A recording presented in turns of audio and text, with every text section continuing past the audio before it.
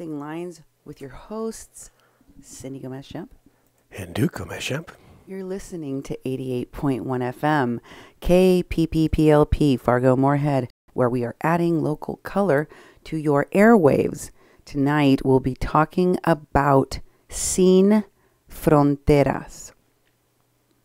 Now, Sin Fronteras is part of a larger network that I'm going to be talking about more in depth that is related to the phenomenon of the caravans. And we're going to be talking about all of that in the context of what's happening in San Diego, Tijuana area, and pronouncements that have been made about certain organizations that are being investigated, even by the Interpol, and what organizations are supporting and are affiliated with that organization that has been named, and some lists that our government has been making about certain folks that are affiliated with these groups. Yeah. I'll get to all of that in more detail on tonight's show. Sin Fronteras, here on a Mexican Crossing Lines. But first, I want to thank and remind everyone that we really appreciate it when you support our work, whether it's through sharing our shows, telling people about our programming, interacting with, commenting on the work that we're doing, but also by supporting us with your donations. Duke, how can folks find our work, share our work, call us? That's right. Support us. And support. Yes, and supporting us, you support us through watching our shows, sharing our shows, commenting on our shows, and sticking with our shows. Very much appreciated. There's several ways that you can get a hold of us. One is a message line that actually takes down a message, a vocal message, and sometimes we play them on the air. It's 701-566-0917. Again, that number is 701-566-0917. We tend to check the messages after the show and sometimes before the show to see if someone called in. If that's not your thing, you can go on Facebook and find us on Facebook, and a lot of people are doing that. Go to 88.1 FM Fargo Moorhead on our Facebook site. You can also find us at the People's Press Project at Mexi-Can. You can tweet us at media_PPP. You can email Cindy at kpppfm.com or me, Duke, at kpppfm.com. And also go to kpppfm.com. That's our main website where we put the shows. We download the videos after we're done on Facebook, and we put them up on YouTube. And the YouTube channel is Duke1517. So if you want to go to YouTube, look at Duke1517. We have a playlist for our Mexican Crossing Lines. We put the shows up there. That way, if someone doesn't have a Facebook, they can actually watch a show. And also, you can go to our website at kpppfm.com, go to the archives, or go to Mexican Crossing Lines, one of the shows that's on that webpage. You can see all the shows we've done. You can comment on them there and interact that sort of way. And also on the same site, kpppfm.com, we have a slot where we have a /donate and a menu for donate, because we're a nonprofit, non-commercial, community-run radio station. We broadcast in the Fargo Moorhead community, and we potentially reach about 165,000 people. But also through the Facebook Lives, we reach thousands and thousands and thousands more. And that way we have more of a national and international audience. So we look for donations to stay open because we're non-commercial. And if you'd like to support us, go to kpppfm.com/donate. And I'd like to thank the person, Beth. I won't say your last name because you didn't really say if you wanted to be on, but she sent us a card and thanked us. I thank you. You sent 2 donations in, and we really, really appreciate your support. If you want your full name mentioned on the air, let us know, and we'll do that. Also, if you have something you would like to advertise, we do what's called underwriting on our radio station. It's a way that we can actually mention someone who has supported us through the FCC guides. We have to make it less addy, but we can promote your business, especially if you have something that reaches nationally or internationally. And we could put that on the air. We could put it on the show. It's called underwriting. So you can go to kpppfm.com/underwriting, And then you can have a look at our rates there and get your products, your website, or whatever it is you would like to promote on the air and receive a tax-deductible donation because we are a nonprofit. So thank you for the support, and thank you for helping us keep running. Okay. So I have to say I'm not exactly sure what Gavin Newsom, who's, Nancy Pelosi's nephew. Yeah.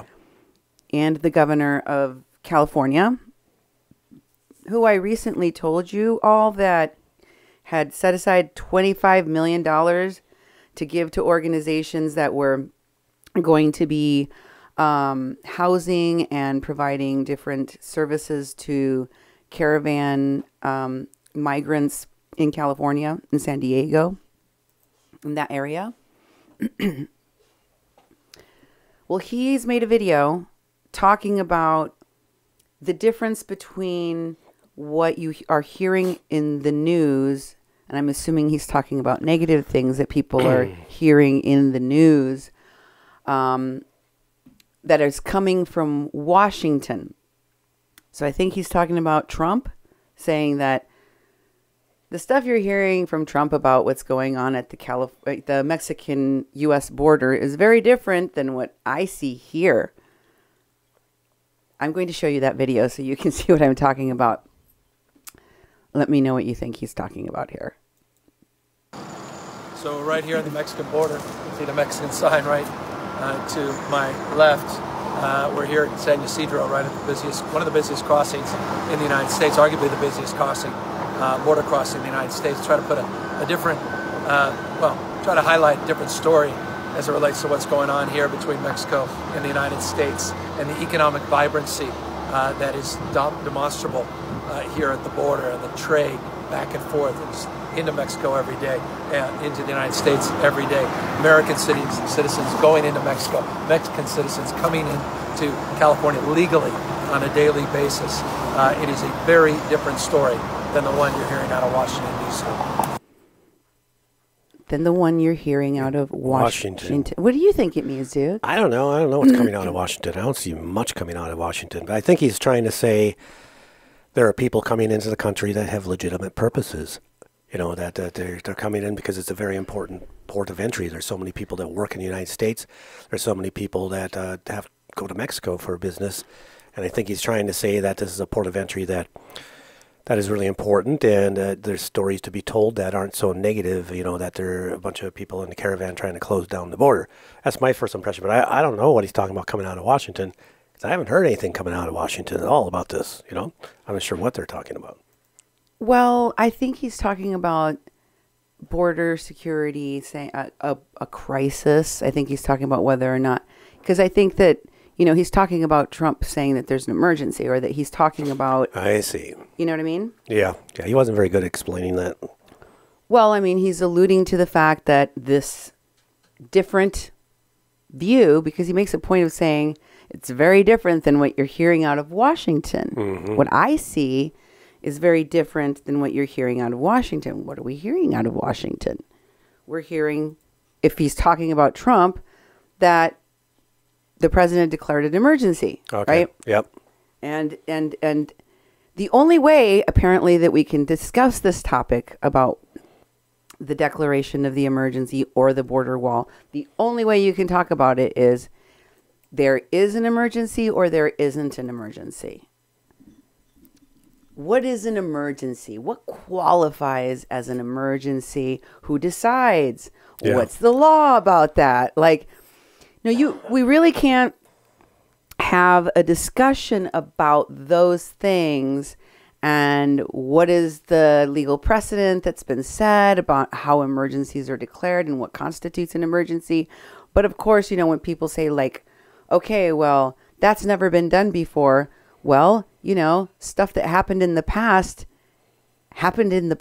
And so how could the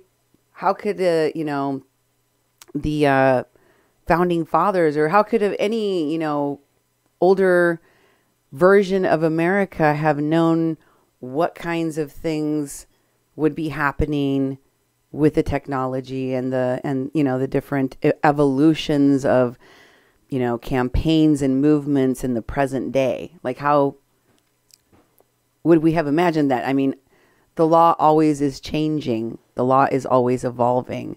So we can't have a discussion about what is needed right now to protect America, or unless you concede there is no emergency, or then you're going to have a battle about what is an emergency, right? Yeah. What is an emergency? So, but can we talk about specific things that are already happening at the border, that have already been happening in Mexico, that are alarming Mexican people who are very hospitable to migrants, because they are themselves migrants, and communities have migrated through there for a long time. They are perplexed at how ungrateful, that's the word they're using. I'm just going to use the same word. Ungrateful many of the migrants seem to be, in terms of the food they get, the support they get, the quality of what they want, and in the way that they get treated, all of those things, I think, show that Mexicans have given, these migrant caravans a fair shake, but it is the behavior of many of the people and the attitude that they have about what they're entitled to while they're traveling through Mexico that has turned people against them. I don't think that they can blame that on Trump. I don't think that, who are they going to blame that on? Because Mexico has rescinded their support. They won't, then they're in the media going, please give us water, please give us food. Not even saying please. Yeah. They're hijacking vehicles, and people aren't supposed to be scared of them, like to the degree that they won't let them travel through their towns. They're like, go around. Yeah. We don't want this trouble in our town. And I think that the people that have decided to do that, the people that are living through this, they have exacerbated, because a lot of these people have, been receiving an extreme amount of caravans, like not all of the other parts of Mexico have. For example, Chiapas, which is the entry point. Those people are like full. Yeah. They don't want to, they want to ban, like, you'll have to swim around or something. I don't know, but you can't come through here. Like, they're seriously, and they're, I think that they have a reason to say what they have to say. And I think it's unfair for people to say they must be xenophobic, they must be racist or whatever, to basically discredit them as not somebody you shouldn't listen to, I guess. Well, too, is that I think they've been very patient. I think the Mexican people have been very patient.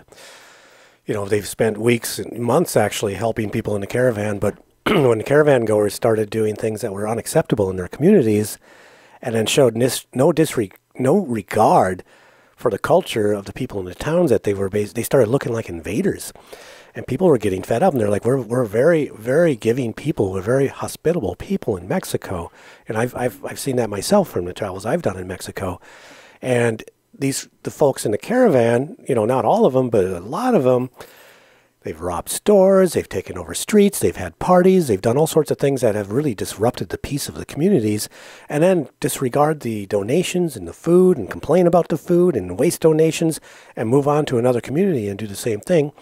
It took a while, but the Mexican people started saying, this stuff ain't cool. We don't like this. This is not, they don't deserve this hospitality because they're throwing it back in our face. And that's not fair. And so people started objecting to it, and then they started being called all sorts of names, and people got very concerned because they didn't want to complain. But enough people have, including governors of several of the states, who said, we are done. We are not taking any more people on. And these states have funded thousands and thousands and thousands, probably into the millions of dollars to take care of people, feeding them, housing them, having the medicine, and doing the basic human rights to keep people alive and accept people as humans. And then having their streets taken over and having their law enforcement basically inundated, bringing crime, drugs, and trafficking into their communities. They're like, wait a minute. This is not the type of caravan we are used to seeing. This is something different, being put together by different people for different means. This is not normal in our country. This is not organic. This is planned, and this is something that's doing damage to us. And there's some other, motive behind all this that's not the business of Mexico, but they're caught in the middle and getting blamed for it. Like I said, I think the Mexican people have been very, very generous, but they're fed up. And who wouldn't be? Who wouldn't be if people came to your community and did these sorts of things? Yeah, I mean, it's very bizarre. But anyone who criticizes the caravan, or the people that organize the caravan, or the people that exploit the caravan, or the people that are questioning how everything that we are being told about how the caravan is organized and how it's funded and what it's for, it doesn't make sense. It's not possible. It's not logical. And it's not true. It's just not true. And there's a lot of evidence that shows you that it's not true. But if you start talking about that, people just shut down. And I think that there are two reasons for that. Because there's a camp of people that are purposely put there to gaslight the rest of us the minute we start questioning things. Mm-hmm. They control people. And the method of the control is that a bunch of important, influential people, among them there will be movie stars, among them there will be politicians, among them there will be prominent people in your community, among them there's going to be sports stars, there's going to be activists, there's going to be, stunt doubles, hand models, all sorts of weird things.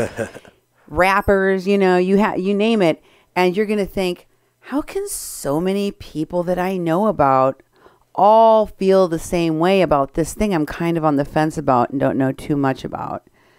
And so you then feel pressured either into saying what all of those important people said, or you look like an a-hole, or, kind of trying to stay out of the way and not say anything until you know more.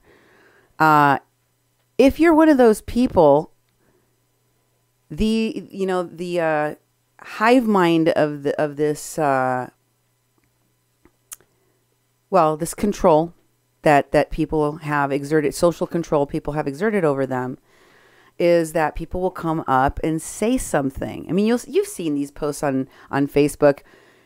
If you believe in this, remove me from your friends list now. Oh, yeah. And then you're like sitting there going, wow, I wonder if they're going to remove me from their friend list now. Let's see. You don't know what's going to happen. I think that those gauntlets being thrown down are part and parcel of, this push toward like radicalizing, every aspect of what it means to be a good person in America now, or what it means to be a patriot, or what it means to be American. Like it's pretty insane, but it is. But it is where we are right now. It really is. So here are some strange things that are happening in our country. Well, first I wanted you to tell me, Duke, why do you think, beyond knowing exactly what Gavin Newsom was talking about there, why do you think he made a video saying that things are hunky-dory down here? Because he's pumping $22 million into refugee issues. $25 million from the state coffers into these organizations who are really scamming. And he's trying to justify that sort of thing, and I think that's part of it, because he took this stand that he's going to help the immigrants, and he's going to fund these organizations that are supposedly helping the immigrants who have been on the ground. And so I think he's trying to promote himself, and it must be self-serving of that he's what is he, the cousin of Nancy Pelosi? Is that who he is? I think he has bigger aspirations. You know, a lot of governors go into Congress, and some of them run for president and get elected president. I think he's someone who has those aspirations, and I think that's kind of what's behind what he's doing. I don't think he did a very good public service message. It wasn't that convincing. You know, he should have had some people around him, you know, instead of standing on the street. You know, I think he could have, you know, had some people that would actually tell a little bit of their story. I don't know what that piece was. I don't really understand what he was trying to serve with that. I'd have to kind of follow him and see what he does next. Maybe he's on a campaign to try to change the stigma, you know, and that sort of thing. I have no idea really, you know, what else he's trying to do in there. And like I said, I don't think it was a very convincing public service message that really brought up any of the core issues. He wasn't direct. He didn't directly say what's coming out of Washington that he's actually could combat with some real evidence and real information. He didn't provide any. So I think it was kind of lame. And the only things I can do is poke at it and try to guess at what he was doing that for and why. Oh. Well,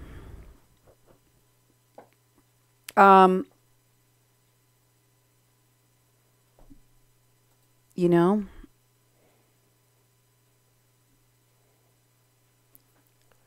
ooh, we have silence on the radio, you know. Sorry. Silence on the radio is not good because Having people will some tune kind of technical over. difficulty. You're having technical difficulties? Yeah. Oh, that's too bad. We are. We are? Or yeah. I'm not. I hope I'm Why not. don't you have Nemo fill you in real quick? Why don't you come over here and fill him in? Yeah. What's going on, Nemo? And I will continue with the show in the meantime. So, the next link we wanted to share with you is from NBCnews.com. It's an article.